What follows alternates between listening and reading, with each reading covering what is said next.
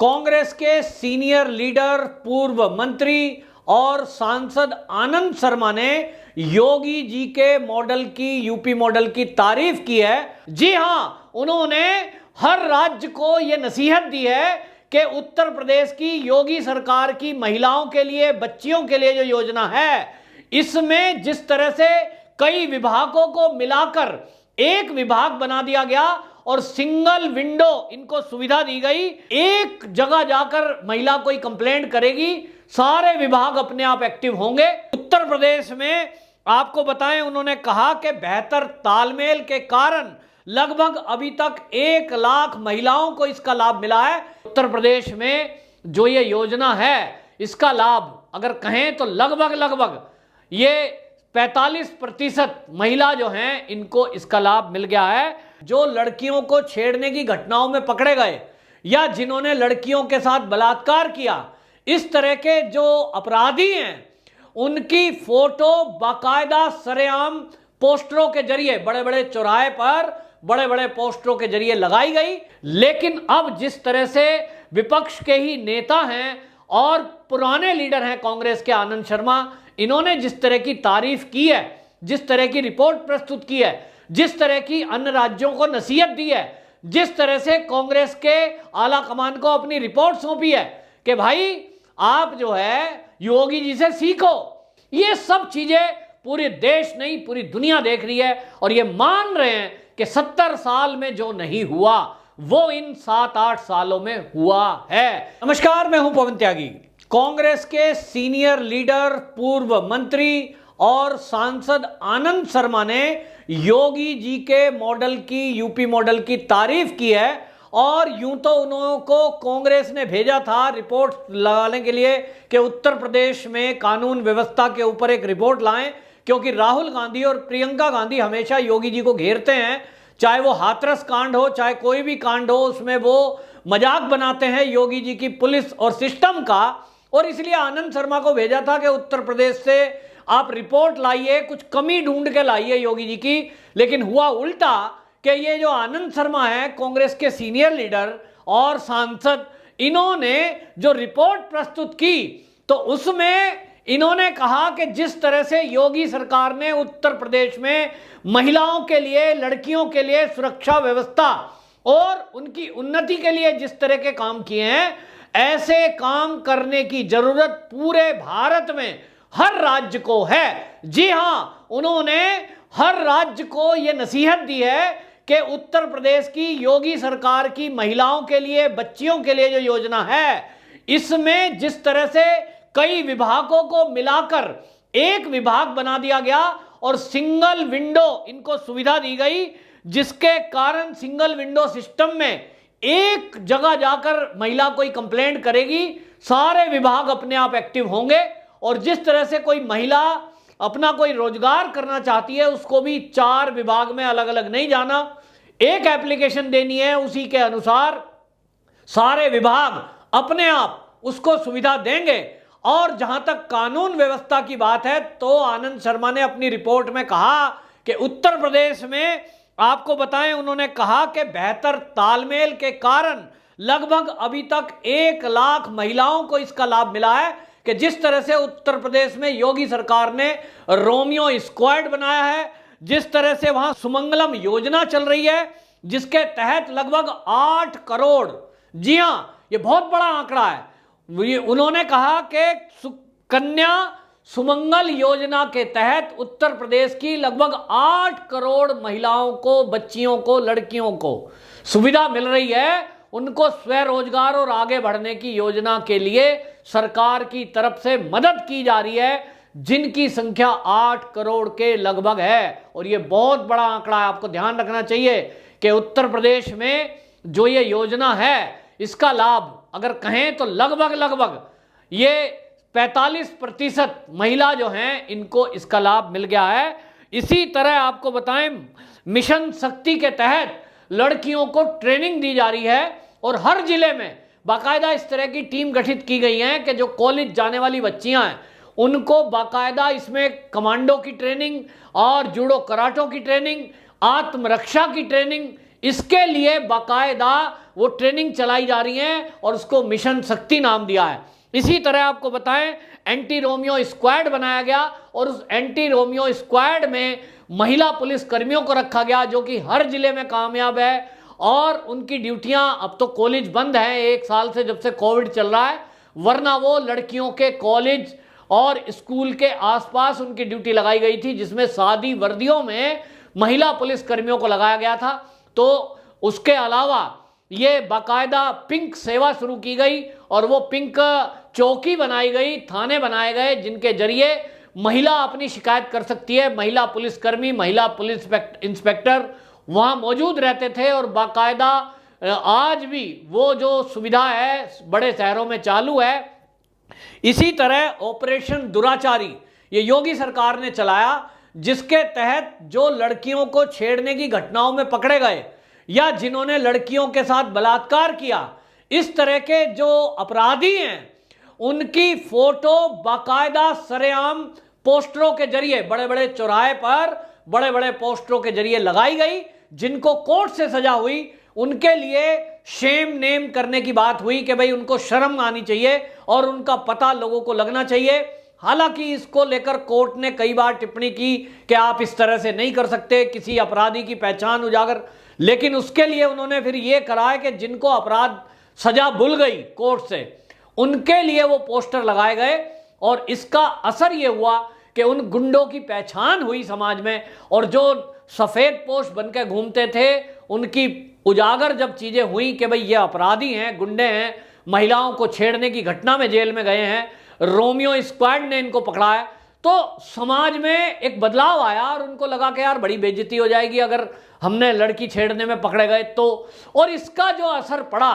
वो उत्तर प्रदेश में लड़कियों के छेड़खानी, बलात्कार इन घटनाओं में काफी कमी आई। ये बात अलग है कि विपक्ष के नेता हमेशा गिद्ध की तरह लाशों को खोजते रहते हैं कि कहीं कोई लड़की ऐसी मिल जाए जिसकी जाति दलित हो और हम उस पर राजनीति करें। लेकिन अब जिस तरह से विपक्ष के ही नेता हैं और पुराने लीडर हैं कांग्रेस के आनंद शर्मा, इन्होंने जिस तरह की तारीफ की है, जिस तरह की रिपोर्ट प्रस्तुत की है, जिस तरह की अन्य राज्यों को नसीहत दी है, जिस तरह से कांग्रेस के आला कमान को अपनी रिपोर्ट सौंपी है कि भाई आप जो है योगी जी से सीखो। और कांग्रेस के राज जहां चल रहे हैं, जैसे कि राजस्थान से बहुत बलात्कार की घटनाओं के सुनने में आता है, आए दिन केस आते हैं, एक तरह से राजस्थान को यह नसीहत है, कांग्रेसी लीडर की नसीहत है कि भाई योगी जी से सीखो। आप योगी जी का विरोध करो, आप विरोधी दल में हो, ठीक है उनका विरोध करो, लेकिन जो चीज योगी जी की अच्छी हैं कम से कम उनको सराहो। आपको बताऊं, योगी जी की स्कीम महिलाओं के लिए इस तरह की है कि वो खाली बोला नहीं है कि हम महिलाओं की सशक्तिकरण की बात करते हैं। स्वयं सहायता समूह ये नाम आज उत्तर प्रदेश के गांव-गांव में, ये शहर-शहर में ऐसा हो गया है कि इसने महिलाओं को वास्तव में एक शक्ति दी है। लगभग 3 करोड़ से ऊपर महिलाओं को रोजगार दिया है उत्तर प्रदेश में योगी सरकार ने। अपने घर में, गांव में रहती हुई वो महिलाएं कोई अचार डाल रही है, कोई मसाला पीस रही है, कोई मास्क बना रही है, कोई पीपीई किट बनाई जा रही है और ये महिलाएं इन्हें सरकारी सेंटर पर बेचकर आमदनी कमा रही हैं। 10 से 20 हजार रुपए प्रत्येक महिलाओं को मिलता है और जिसमें 3 करोड़ से ऊपर उत्तर प्रदेश की अनपढ़ भी महिलाएं उनमें हैं, वो लाभ उठा रही हैं। ये महिलाओं के जीवन में एक बदलाव आया है। उत्तर प्रदेश की आबादी 22 करोड़ है, जिसमें 60% जो महिला हैं, ये इन महिलाओं की स्थितियां जो इसमें इस कदर ऊपर बढ़ी हैं, ये 60% महिला जिनको आज हाथ में पैसा आ रहा है और बाकी बच्चियों के लिए, महिलाओं के लिए अन्य इतनी योजना है कि योगी जी की तारीफ किए बगैर आज विपक्षी दल भी नहीं रह पा रहे। हालांकि आपको बताएं, पिछले दिनों जब ये आनंद शर्मा पीयूष गोयल से मिले थे तो ये कयास लगाए जा रहे थे कि G23 के ये जो कांग्रेसी लीडर हैं, क्योंकि इन्होंने गांधी परिवार के विरुद्ध एक हिम्मत दिखाई थी और यह कहा था कि इस बार जो पार्टी का अध्यक्ष बने वो गांधी परिवार से बाहर का बने। इस बात को जब कहा था वो पत्र लिख के कहा गया था और G23 उन नेताओं ने, जिन्होंने 23 नेताओं ने इस पत्र पर हस्ताक्षर किए थे और सोनिया गांधी को लिखा था, उन 23 में आनंद शर्मा भी एक थे, कपिल सिब्बल थे, गुलाम नबी आजाद थे, ऐसे सीनियर लीडर थे। इन लीडरों के बारे में यह कहा जा रहा था कि अब गांधी परिवार इस बेइज्जती को सहन नहीं करेगा और गांधी परिवार की यह आदत में है कि जिसने भी उनके खिलाफ आवाज उठाई उसको वो गद्दार बताकर पार्टी से बाहर कर देते हैं। तो G23 के जो लीडर हैं इन्होंने भी कुछ सोच के ही ये पत्र लिखा था, पहले ही विचार बना लिया था कि भाई हमें बाहर का रास्ता दिखाया जा सकता है। तो ये माना जा रहा था कि ये नेता आज नहीं तो कल किसी और पार्टी में जाएंगे। अब जिसके पास थोड़ी बहुत बुद्धि है वो आज की डेट में जो राजनीति को समझता है उसको ये पता है कि भविष्य केवल एक ही पार्टी का भारत में है, वो है बीजेपी, भारतीय जनता पार्टी। जिस तेजी के साथ पूरे देश के हर राज्य में आज फैलती जा रही है उसका यह कमाल है कि पश्चिम बंगाल जो कम्युनिस्टों का गढ़ था,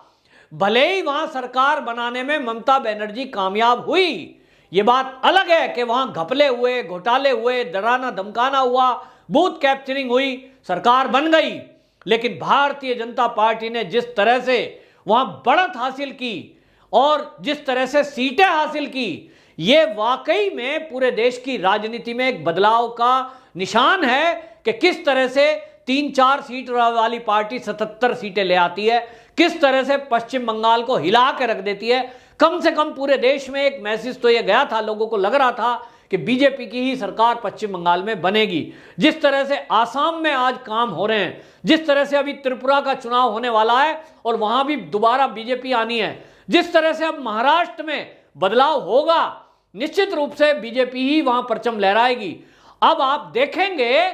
कि पूरे राज्यों में जहां अभी तक भाजपा नहीं है, अगले कुछ ही सालों में जिस तरह से केंद्र सरकार काम कर रही है, मोदी सरकार जिस तरह से विकास के मुद्दे पर काम कर रही है, जिस तरह से दुनिया में हमारे भारत का नाम स्वाभिमान ऊपर जा रहा है, जिस तरह से यूएन में अब हम अध्यक्षता की मोदी जी ने, ये सब चीजें पूरे देश नहीं पूरी दुनिया देख रही है और ये मान रहे हैं कि 70 साल में जो नहीं हुआ वो इन 7-8 सालों में हुआ है। ये आश्चर्यजनक बदलाव है कि आज आतंकवादी भारत के अंदर बम ब्लास्ट नहीं कर पा रहे हैं, जबकि पूरी ताकत लगाई जा रही है, चीन पीछे है, लेकिन आज बम ब्लास्ट करवाने से पहले ये आतंकवादियों की बॉडी में गोली का ब्लास्ट कर दिया जाता है, छेद कर दिए जाते हैं कि उनकी बॉडी ब्लास्ट हो जाती है। उनकी हिम्मत नहीं है। आज सुरक्षा बलों को खुली छुट्टी दी गई है कि पकड़ना नहीं है, इनको पकड़ पकड़ के खूब बिरयानी खिलाई। अब ये मोदी शासन है, इनके लिए बिरयानी नहीं, इनके लिए गोली बनी है, खत्म करो कितना। ये छूट अब से पहले कभी नहीं दी गई थी। अब से पहले तो हमने देखा कि जिन लोगों ने जीप में अपनी सुरक्षा के लिए, जिन सेना के अधिकारियों ने आतंकवादियों को बांधा, पत्थरबाज को बांधा, उनको कोर्ट का सामना करना पड़ा। कांग्रेस उनके विरुद्ध में हो गई, कम्युनिस्ट उनके वकील बन गए, खड़े हो गए, साहब ऐसे कैसे जीप के आगे बांध लिया, ये मानव अधिकार का उल्लंघन है। अच्छा, मतलब सेना मर जाए तो सेना वालों का कोई मानव अधिकार नहीं है, पुलिस का कोई मानव अधिकार नहीं है, और ये पत्थरबाजों का मानव अधिकार पैदा हो गया। इस तरह की दोगली राजनीति इस देश में हुई है। लेकिन अब बदलाव है कि पत्थरबाजी कोई करे, सीधा उसका इंतजाम कर दो। कोई आतंकवादी बम ब्लास्ट करने की कोशिश करे, सीधा ऊपर पहुंचा दो, पास पहुंचाओ, जिसकी जो इच्छा है पूरी करो फटाक से। और इधर योगी जी बैठे हैं उत्तर प्रदेश में। उत्तर प्रदेश में योगी जी ने तय कर रखा है कि जो अपराधी हैं, जो आतंकी गतिविधि में लिप्त हैं, उनके खिलाफ कानून अपनी कार्रवाई करेगा। लेकिन योगी सरकार अपने हिसाब से, उनका अपना स्वैग है, अपने हिसाब से कार्रवाई करते हैं और उनके घर की नींव तक उखाड़ दी जाती है ताकि वो उत्तर प्रदेश में दोबारा से पैदा होने की हिम्मत भी ना करें। और ये काम जब योगी जी कर रहे हैं तो निश्चित रूप से विपक्ष को तारीफ करने का मन करता है। कुछ लोग खुलकर करते हैं, कुछ लोग दबे मुंह करते हैं। लेकिन आनंद शर्मा ने जिस तरह की तारीफ की है, ये माना जा रहा है कि कांग्रेस का आला कमान इस बड़ाई को पचा नहीं पाएगा, क्योंकि सोनिया गांधी और राहुल गांधी जब कभी अब उत्तर प्रदेश की योगी सरकार पर सवाल उठाएंगे, महिला सुरक्षा पर सवाल उठाएंगे, तो भाजपा सबसे पहले कोर्ट करेगी आनंद शर्मा को कि भैया तुम्हारे सांसद ने ही कहा है और तारीफ की है, तुम किस मुंह से बुराई कर रहे हो। निश्चित रूप से आनंद शर्मा के अगले दिन आप देखेंगे